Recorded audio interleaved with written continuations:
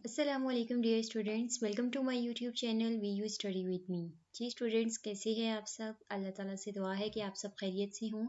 आज की अपनी इस वीडियो में हम इंग्लिश 101 का लेक्चर नंबर 29 डिस्कस करेंगे, कॉमा एंड एपोस्ट्रॉफी। ठीक है, लेक्चर वाइज एमसीक्यू सीरीज चल रही है हमारी। चलते हैं अपनी वीडियो की तरफ, और वीडियो की तरफ जाने से पहले अगर आप मेरे चैनल पर न्यू हैं या आपने मेरे चैनल को सब्सक्राइब नहीं किया तो प्लीज़ मेरे चैनल को सब्सक्राइब कर दीजिए, वीडियो को लाइक भी कर दीजिए और ज़्यादा से ज़्यादा शेयर कीजिए।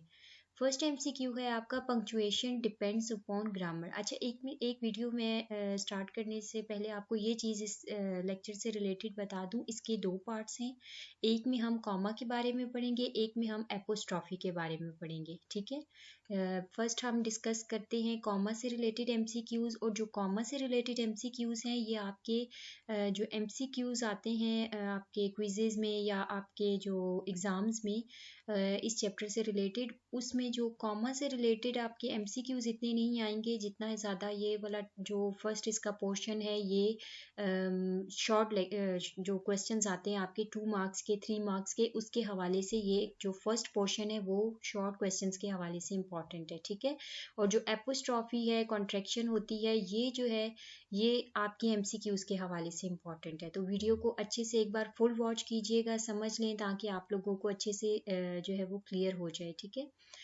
अब फर्स्ट है, हम कॉमर्स से रिलेटेड डिस्कस करते हैं, पंक्चुएशन डिपेंड्स अपॉन ग्रामर। ठीक है, पंक्चुएशन किस पे डिपेंड करती है? ग्रामर पे। स्टेटमेंट ट्रू है, until you understand how one part of a sentence is related to another you can not punctuate efficiently. ठीक है, आप जब तक ये चीज़ नहीं समझ सकते कि किस तरीके से एक सेंटेंस जो है वो दूसरे सेंटेंस से, या किस तरह से एक सेंटेंस का एक हिस्सा दूसरे से रिलेटेड होता है, तब तक आप उसे पंक्चुएट नहीं कर सकते। पंक्चुएट मैंने पहले भी लेक्चर में बताया था, पंक्चुएशन क्या होती है।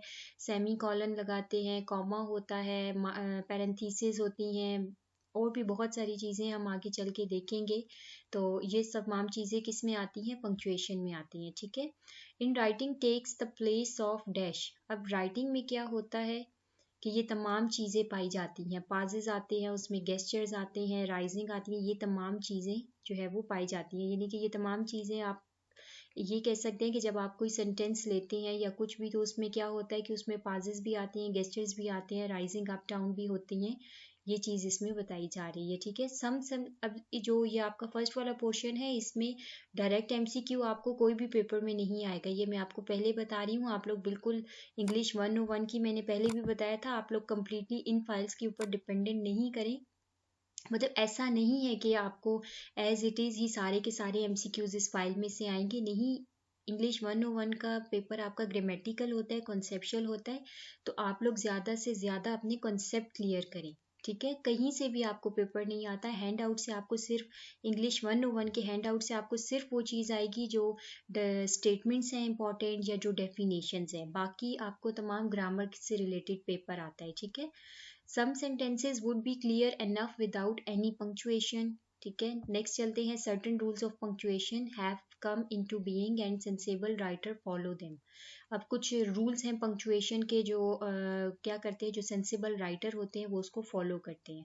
The greatest problem in punctuation, अब जो पंक्चुएशन है उसको सबसे ज़्यादा ग्रेटर कौन सी ऐसी प्रॉब्लम है जो उसको फेस करनी होती है, या उसको मतलब उसके साथ होती है, तो वो क्या है? कॉमा है, एपोस्ट्रॉफी है। ठीक है, ये दो ग्रेटेस्ट प्रॉब्लम हैं जो पंक्चुएशन में आती हैं, have to do with the use of the comma and apostrophe. इन दोनों का यूज प्रॉब्लम क्रिएट करता है। ठीक है, ये देखिए, अब नेक्स्ट है colon, semi colon, full stop, period, question mark, exclamation mark, dash, quotation, ये तमाम क्या चीज़ें हैं? ये पंक्चुएशन मार्क कहलाती हैं।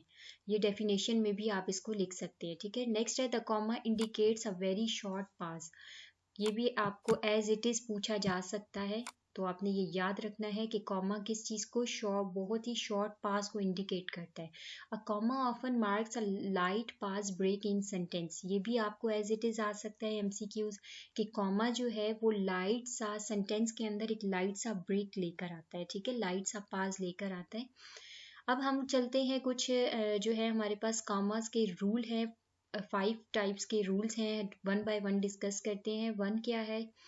Comma between items in a series. ठीक है, अगर हमारे पास तो कोई वर्ड्स की सीरीज हो, तो वहाँ पे हम क्या करते हैं, कॉमा अप्लाई करते हैं।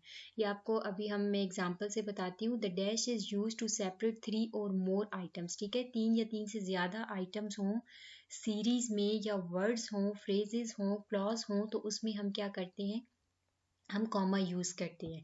एग्जाम्पल से समझते हैं। ये देखिए, द विलेज वुमेन सोल्ड। अब यहाँ पे सीरीज है वर्ड्स की, क्या है इसमें, देखिए पोट्री है, बास्केट है, ब्लैंकेट्स है, सिल्वर ज्वेलरी है।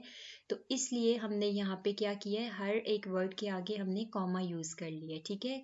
लेकिन यही चीज अगर सिर्फ हमारे पास 2 वर्ड्स हों, like the village women sold pottery basket, तो फिर यहाँ पे हम कॉमा नहीं लगाएंगे, बल्कि उसकी जगह पे हम एंड यूज करते हैं, पोट्री एंड बास्केट, ठीक है। ये चीज आप लोगों ने बहुत अच्छे से माइंड में रखनी है। शॉर्ट लेक्चर आप लोग लाजमी ले ले ताकि आप लोगों के कॉन्सेप्ट क्लियर हो जाए।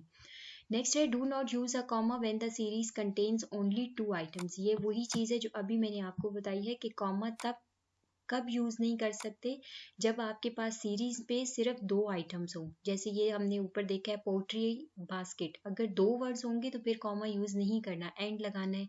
ज्यादा होंगे तो फिर हम कॉमा यूज करेंगे। इसके बाद उम्मीद है कि रूल नंबर 1 आपको अच्छे से समझ आ गया होगा। शॉर्ट लेक्चर ले लीजिए ताकि आपके कंप्लीट जो है वो कॉन्सेप्ट क्लियर हो जाए, क्योंकि मेरा मेन मकसद ये है कि मैं आपको एमसीक्यूज प्रोवाइड कर सकूं। कॉमा आफ्टर इंट्रोड्यूसिंग मटेरियल, ठीक है। अब इसमें क्या होता है कि अगर आपने a comma is use to separate introductory material from the rest of the sentence, यानी कि अगर आपने कोई इंट्रोड्यूसिंग मटेरियल है और उसको आप सेपरेट तरीके से इंट्रोड्यूस करवाना चाह रहे हैं, तो फिर आप क्या करते हैं, उसके लिए कॉमा यूज करते हैं। तो ये स्टेटमेंट ट्रू है। The comma may be omitted of the if the introductory phrase clause is so short that misreading is likely, ठीक है।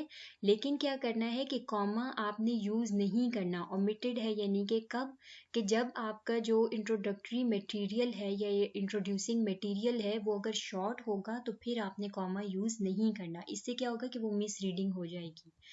When the light went off, the children let out a loud yell. अब यहाँ पे देखिए, ये तो proper एक sentence है, इसीलिए हमने यहाँ पे कॉमा लगा दिया है। लेकिन अगर ये सेंटेंस छोटा सा होगा या कोई भी छोटी सी बात होगी तो उसमें आपने फिर कॉमा यूज नहीं करना। नेक्स्ट रूल नंबर 3 है, put a comma around words that interprets the flow of a sentence. अब आप कब आपने कॉमा यूज करना है, उन वर्ड्स के गिर्द आपने कॉमा यूज करना है कि जो आपके सेंटेंस में आए, आपके सेंटेंस में या आपके सेंटेंस के फ्लो को इंटरप्ट करते हैं, ठीक है। तो इसमें फिर आपने क्या करना है, कॉमा यूज करना है। जैसे कि एक बड़ा सेंटेंस है तो उसमें अगर आप कॉमा नहीं लगाएंगे तो वो क्या होगा कि वो उसको फ्लो को फिर जो है वो इंटरप्ट करेगा, तो उसको फिर आपने वहाँ पे कॉमा यूज करना है। Sometimes sentences contain material that interrupts the flow of thought. ये स्टेटमेंट मुझे इंपॉर्टेंट लगी थी, आप लोग इसको याद रखिएगा, ठीक है। नेक्स्ट हम चलते हैं रूल नंबर 4 पे, comma between complete thoughts connected by a joining word. अब अगर कॉमा हम लगाते हैं ज्वाइनिंग वर्ड के साथ, ज्वाइनिंग वर्ड आपको पता है हमारे पास कौन सा होता है, जैसे हमारे पास ये बट है, एंड है, सो है, ये हमारे पास ज्वाइनिंग वर्ड्स होते हैं। यानी ज्वाइनिंग वर्ड्स कब यूज होते हैं, 2 कंप्लीट थॉट्स को जब हम जो ज्वाइन करते हैं तो उसके लिए हम क्या यूज करते हैं, ज्वाइनिंग वर्ड। ये मैंने पहले भी वीडियोस में बताया है। तो कॉमा बिटवीन कंप्लीट थॉट, ये मेन चीज आपने याद रखनी है कि कंप्लीट थॉट होगा तो ज्वाइनिंग वर्ड के साथ कॉमा लगेगा। अगर सेंटेंस कंप्लीट थॉट नहीं दे रहे तो वहां आप कॉमा यूज नहीं कर सके। ये बहुत इंपॉर्टेंट पोर्शन है, आप लोगों ने इसको, ये लेक्चर ही फुल इंपॉर्टेंट है क्योंकि ये आपके शॉर्ट और क्वेश्चन के हवाले से भी इंपॉर्टेंट है और एमसीक्यूज के भी, ठीक है। तो आपने अच्छे से इसको कर लेना है। नेक्स्ट है, when two complete thoughts are combined into a sentence by a joining word like but and so और so dash is use before joining word, ठीक है। जब हमारे पास ज्वाइनिंग वर्ड से ये चीज हो तो ज्वाइनिंग वर्ड से पहले फिर हम क्या यूज करते हैं, कॉमा यूज करते हैं। इसकी एग्जांपल भी देख लेते हैं, आपको समझ आ जाएगी। एग्जांपल है, Multan is one of the oldest cities in Pakistan. अब देखिए, ये जो फर्स्ट सेंटेंस है ये अपना कंप्लीट थॉट दे रहा है कि पाकिस्तान, मुल्तान क्या है, एक पुराना शहर है किसका, पाकिस्तान में, ठीक है। And it is also one of the most interesting, ये भी अपनी पूरी कंप्लीट थॉट दे रहा है। तो यहाँ पे हमने क्या किया, ज्वाइनिंग वर्ड लगाया और ज्वाइनिंग वर्ड से पहले हम कॉमा यूज करते हैं, ठीक हो गया। Do not add a comma just because a sentence contains the word and but और सो। ठीक है। अब आपने कॉमा कब नहीं लगाना, कि जब जो सेंटेंस है वो सिर्फ वर्ड पे हो, ठीक है, यानी वही चीज़ है कि कंप्लीट थॉट ना हो कोई ऐसी, तो वहाँ पे आप लोगों ने कॉमा नहीं लगाना। अ comma is used only when the joining words comes between two complete thought. ये इसकी मेन चीज़ है याद रखने वाली, कि अ comma is used only when the joining word comes between the complete thought. ठीक है, कॉमा तब यूज होगा जब दो कंप्लीट थॉट्स जो है वो जॉइनिंग वर्ड तब मतलब लगेगा उसमें, तब हम कॉमा यूज कर सकते हैं। ठीक हो गया। नेक्स्ट हम चलते हैं, Shama spend the morning in the college. ये भी इसी की एग्जाम्पल है। Shama spend the morning in the college and then she went to the civil secretariat. अब यहाँ पर भी फर्स्ट जो है वो सेंटेंस कंप्लीट थॉट दे रहा है, उसके बाद हमने कॉमा लगाया, कॉमा के बाद हमने ज्वाइनिंग वर्ड यूज किया और देन हमने उसके बाद सेंटेंस अपना अगेन पूरा कर दिया। ठीक है, उम्मीद करती हूँ अच्छे से समझ आ गई होगी। नेक्स्ट चलते हैं, रूल नंबर 5 है कॉमा विद डायरेक्ट कोटेशन। ये भी बस इजी है। इसमें आपने क्या करना होता है, comma are use to separate directly, कि जब आपने किसी कोटेड मटेरियल को आपने सेपरेट करना होता है डायरेक्टली, तो आप क्या करते हैं, कॉमा यूज कर लेते हैं। देख लेते हैं एग्जांपल से, द कोच शाउटेड, कोच ने शाउटेड किया। अब इसमें जो आपने मेन वो था कोटेड मटेरियल, वो क्या हो गया, मूव मूव फास्ट। ठीक है, तो फिर आप क्या करते हैं, द कोच शाउटेड, जब आपने इसको अलग करना हो तो आप कॉमा यूज करते हैं और उसके बाद कोटेशन में जो भी आपकी चीज लिखी हुई होती है वो आप शो करवाते हैं। नेक्स्ट चलते हैं, when the comma comes at the dash of directly coated words. At the end of the directly coated word it is included with quotation mark. ठीक है, जब आपके पास कोटेड वर्ड्स हों और आपके पास उसके बाद एंड पे कॉमा हो, तो फिर आप कोटेशन मार्क यूज करते हैं। ये चीज बताई जा रही है इस सेंटेंस में। ठीक हो गया। ये देखिए, dash we are ready to leave. अब ये चीज़ एक सेपरेट तरीके से आप बताना चाह रहे हैं कि हम जो है वो जाने के लिए तैयार हैं, कहीं जाया जा रहा है, तो उसके लिए बता रहे हैं we are ready to leave. यहाँ पे quotation mark, comma, said a cheerful voice on the bus mic. ठीक हो गया। नेक्स्ट चलते हैं, अ मार्क। अब ये वाला मार्क आपने देखना है, इसको मैं यहाँ से ब्रैकेट में कर दूं अगर, तो आई थिंक ये ज़्यादा बेहतर रहेगा जी।